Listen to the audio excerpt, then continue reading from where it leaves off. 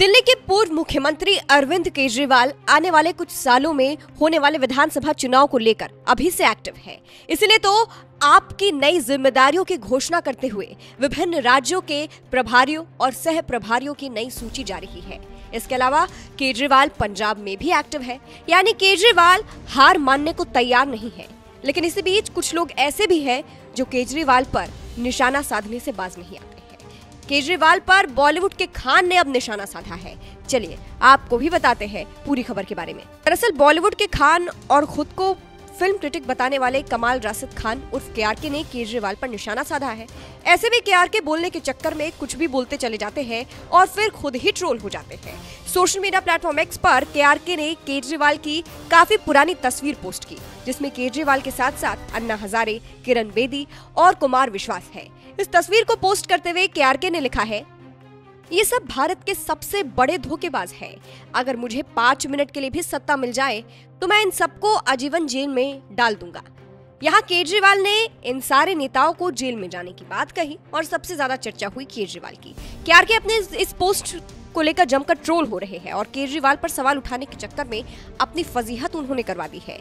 एक यूजर ने लिखा, इसीलिए मूर्ख, तुम्हें कभी भी इसकी पावर नहीं मिलेगी। दूसरे यूजर ने लिखा कि यू 2 रुपीज IQ गाय, केजरीवाल बनने की औकात नहीं भाई तेरी, तू सलमान से डर के भागा हुआ। एक और यूजर ने लिखा, तुम्हें शक्ति कौन देगा। एक और यूजर ने लंबा चौड़ा पोस्ट केजरीवाल के समर्थन में लिखा और कहा, आप दूसरों से तो ये सब कह सकते हैं लेकिन अरविंद केजरीवाल जी से नहीं, क्योंकि उन्होंने भारत के पूरे राजनीतिक परिदृश्य को बदल दिया है।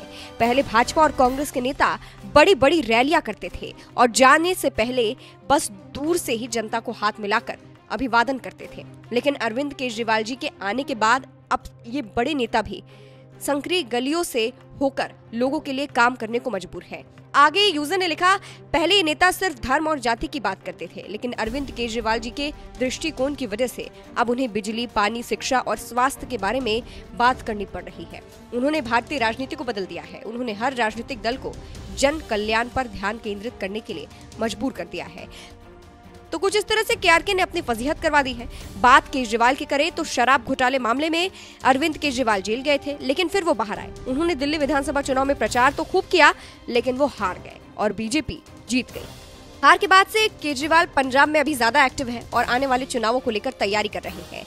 आपके नेताओं को नई जिम्मेदारी मिली है। विभिन्न राज्यों के लिए प्रभारियों और सह प्रभारियों की नई सूची जारी की गई है।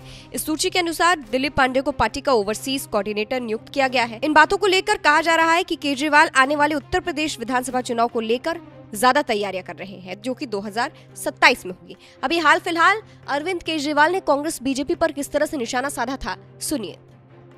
पहले हमारे से पहले कांग्रेस की सरकार थी, उनकी भी बिजली कंपनियों से साठगांठ थी। हमने आके बिजली कंपनियों को सीधा कर दिया, ठीक कर दिया, उनको उनकी मनमर्जी बंद कर दी। जैसे ही हमारी सरकार गई 3 महीने के अंदर बिजली कंपनियों का फिर से नौटंकी चालू हो गई। फिर से 3-3, 4-4, 8-8 घंटे के पावर कट ले। उनकी ये मेन स्ट्रीम पॉलिटिक्स है। तो मेन स्ट्रीम पॉलिटिक्स आज देश की सभी समस्याओं की जड़ है। 24 घंटे केवल और केवल एक तरफ पूरी दुनिया AI की बात कर रही है, आर्टिफिशियल इंटेलिजेंस की बात कर रही है, और ये लोग 24 घंटे केवल आपके बच्चों को हिंदू मुसलमान, हिंदू मुसलमान, हिंदू मुसलमान, हिंदू मुसलमान, बस यही सिखाते हैं। इनके बच्चे जाके विदेश में पढ़ते हैं। इनका कोई नेता उठा के देख लो, इनके बच्चे कहां पढ़ रहे हैं। सारे इनके बच्चे दे जाके विदेशों में पढ़ते हैं। आपके बच्चे के हाथ में डंडा दे के ये मस्जिदों के सामने भेज के और हिंदू मुसलमान कराते हैं। ये मेन स्ट्रीम पॉलिटिक्स है। ये बीजेपी और कांग्रेस की पॉलिटिक्स है। आम आदमी पार्टी की पॉलिटिक्स है 140 करोड़ लोगों को इकट्ठा करके इस देश को दुनिया का नंबर 1 देश बनाना। ये आम आदमी पार्टी की ऑल्टरनेटिव पॉलिटिक्स है।